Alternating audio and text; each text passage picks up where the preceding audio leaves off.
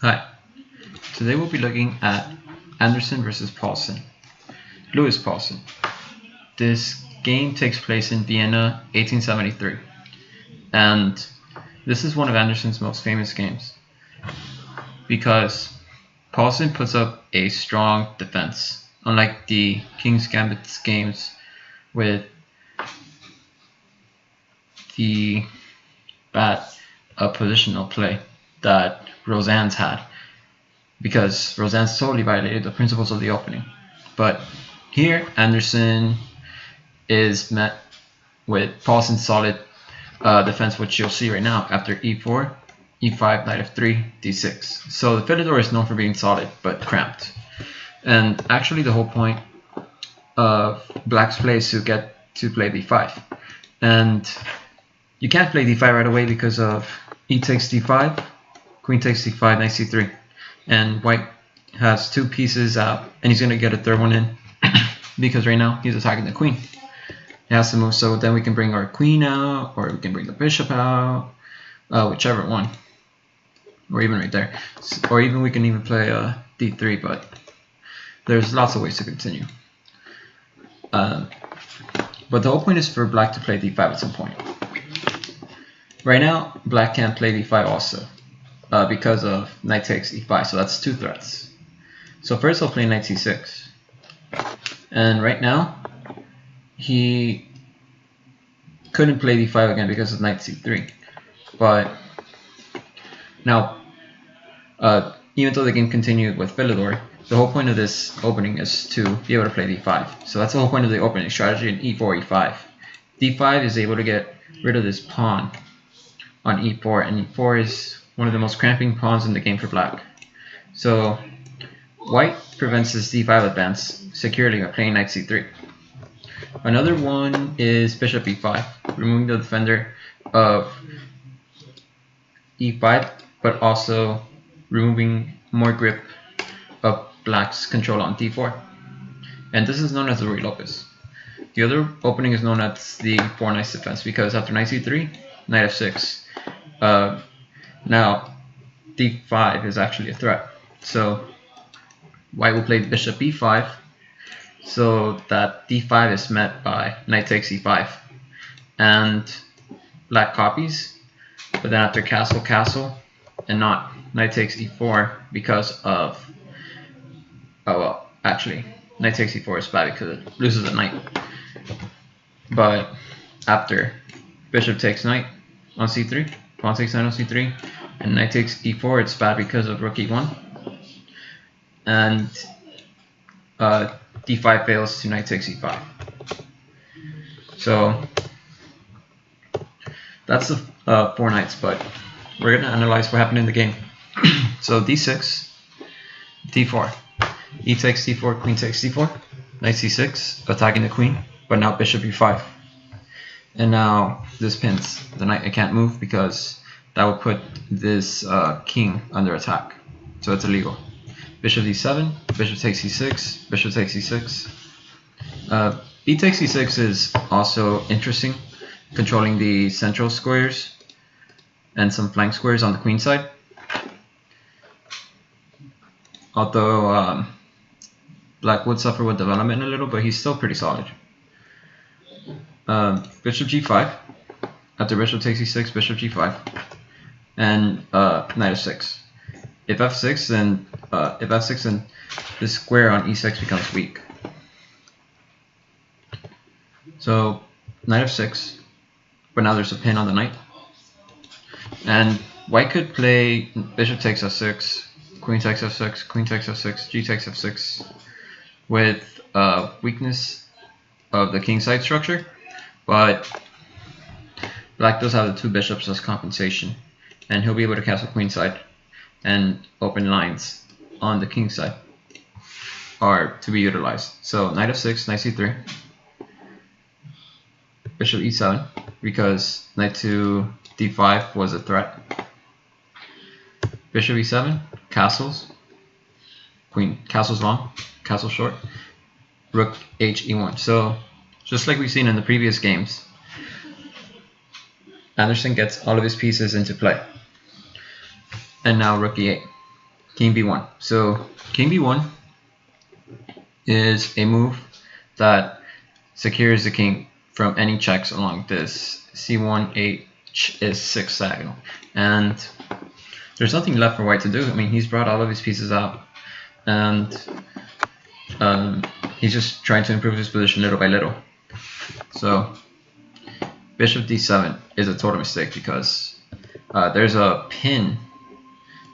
If this pawn wasn't here, then bishop takes f6, followed by, because it removes the defender of d7, followed by queen takes d7, wins the bishop. I prefer h6 here, and this ends up with asking white, oh, what's he going to do with the bishop? And also it gives the king some air in the back rank, so any back rank mates with rook e8 become harder to accomplish. So bishop d7, but now white takes advantage of this mistake with bishop takes f6. Bishop takes f6, or g takes f6, and this king is kind of unsafe. I'd probably play knight to h4 here, or first I'll play knight to d5, getting rid of a bishop that defends the dark squares. So bishop takes f6, and now e5. So the important point is that the pawn can't take this because of queen takes e7, and bishop takes, knight takes, rook takes, pawn takes, and then queen takes e7 again. So bishop e7 is forced, and now knight to d5. So if d takes e5, then what could white do here? So after this move, d takes e5, what would white have? Because the thing is that after knight takes e7 check, he has rook takes e7, so this bishop is protected.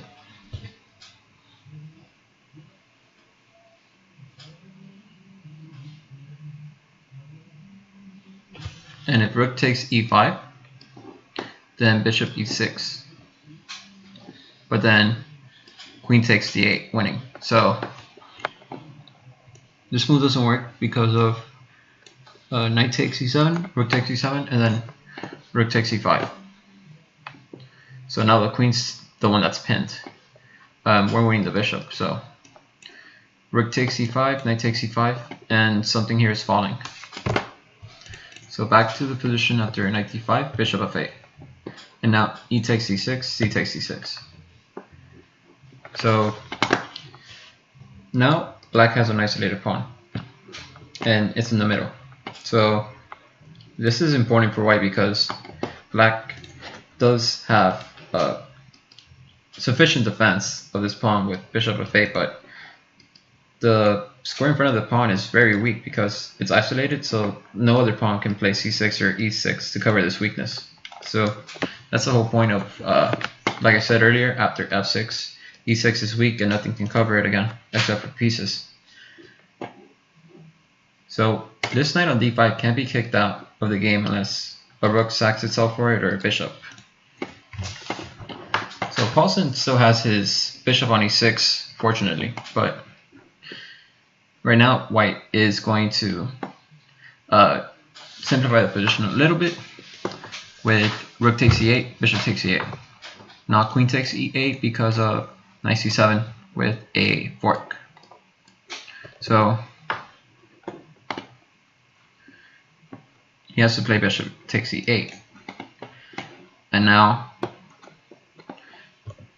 this knight is super strong, so we have to support it. Again, there's nothing else to be done in this position other than to make it stronger. Black doesn't have anything to do. White doesn't have anything to do like right away. There's no weaknesses to exploit, but we can make our position stronger by playing knight d2. The idea is to play knight e4 and knight ec3. So if bishop c6 now, then knight e4 anyway. So that's actually what happened in the game. Bishop c6, knight e4. If bishop takes d5, then queen takes d5 and this pawn's going to fall. So f5, which is a weakening move because white just placed knight ec3 now. So the game continued with Paulsen playing queen to d7, a3. Oops, sorry, hold on. Queen to d7, a3, and now queen to f7. So the point of a3 was to, again, give the king some space. There's nothing left to do but to increase the position, the strength of it. So queen to f7, h3, and now the point is to assault the black king with pawns. We have our pieces in optimal positions, so Anderssen, with his optimized pieces, decides to launch the pawns forward. So what Anderssen did was he made sure he got out all of his pieces, and if there's no weakness on the other side of the board, then he would just push the pawns because he has a fortress. There's nothing that he can do, black.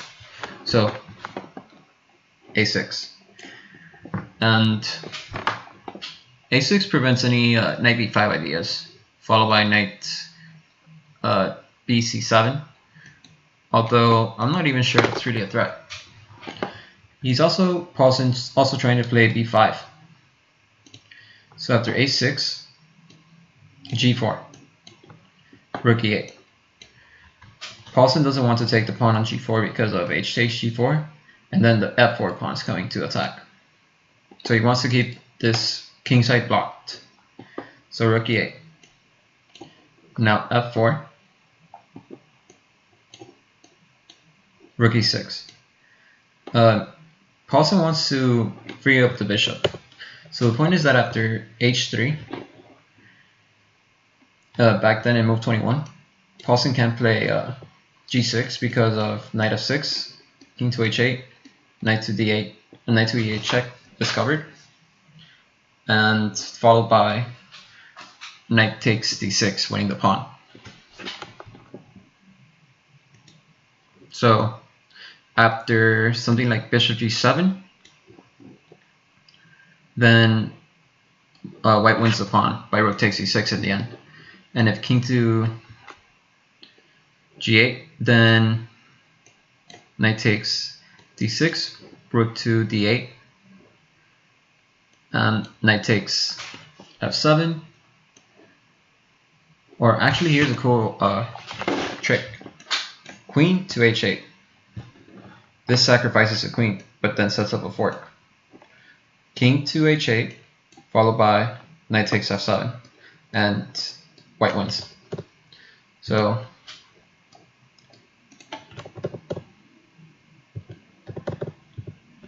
that's the whole point. Black can't play g6. So back to the position after rook to e8. So f4, rook e6, g5. And the whole point is that rook e6 was threatening g6, so that after knight f6, rook takes f6. But now g5 prevents any of that. And now Paulsen continues with his plan of b5. h4, rook e8. There's nothing that Paulsen can do but wait. And now queen d3, putting pressure on the f5 pawn.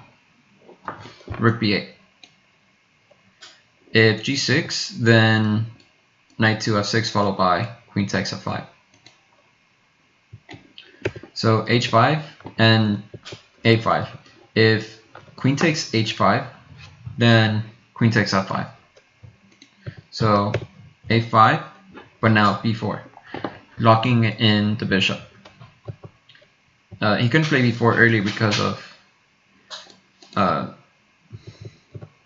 if b4, then a takes b4 and this knight protects. So Paulsen played a takes b4, a takes b4, queen takes h5, queen takes f5, queen f7, queen d3, bishop d7, knight e4, queen f5, setting up a trade of queens. Rook h1, keeping an eye on this square. Rook e8, and now comes a beautiful combination that's part of the 54 classical positions that I'll be making a video about later, which include positions such as Zucker-Tort against Steinitz in a later date. So right now there are a couple of things that we notice here is that there's definitely a combination. Just asking for it, because at minimum knight to f6, knight e6, g takes f6, knight to f6 check, king to f7, knight takes f8. That's a good start, but we can do better than that. For example, after knight ef6, g takes f6, knight takes f6 check, king f7, rook takes h7, and that would be even better. So those are called in-between moves, and they're very powerful. Knight df6 is somewhat less forcing, because then he has, after knight df6, king to f7, and he doesn't have that in after knight ef6, king f7, because of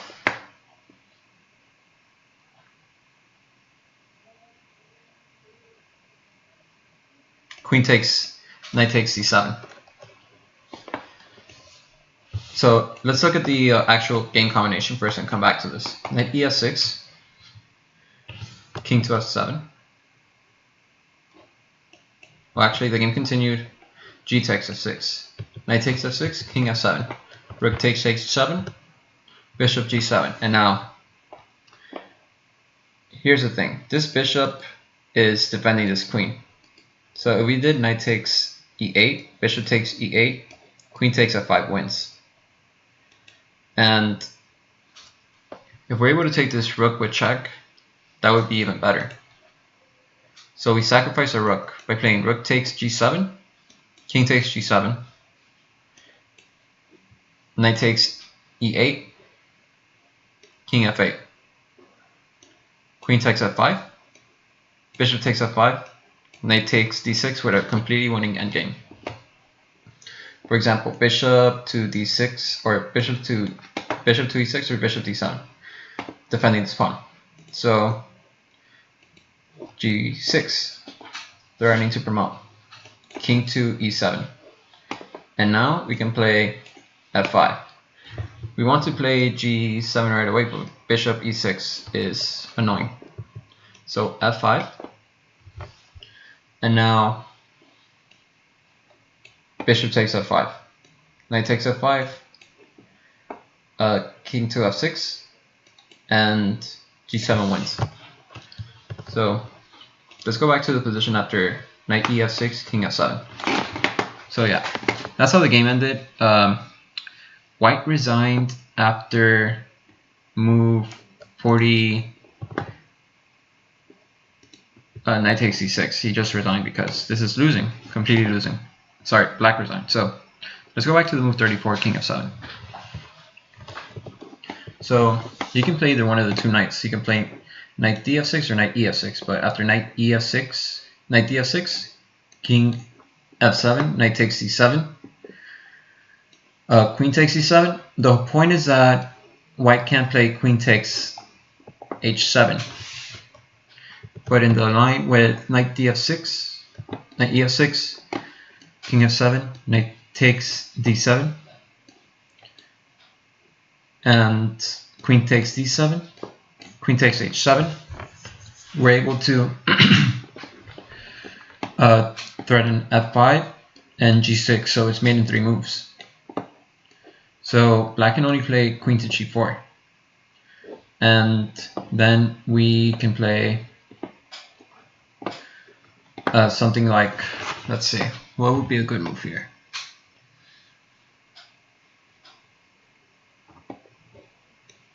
Knight to f6 forks, and this pawn is pinned.